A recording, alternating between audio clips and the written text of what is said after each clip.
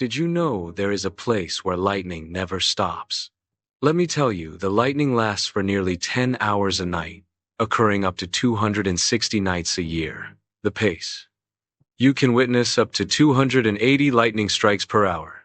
That's a strike every few seconds. The explanation.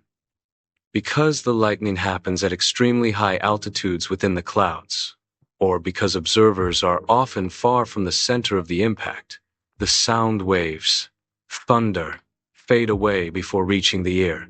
This creates a cinematic scene of light dancing across the sky in total silence. But before I tell you where it is located, leave a like and a comment. Thank you to everyone who supports me. Thank you from the bottom of my heart. This phenomenon occurs over the meeting point of the Catatumbo River in Lake Maracaibo. Are you ready to visit it?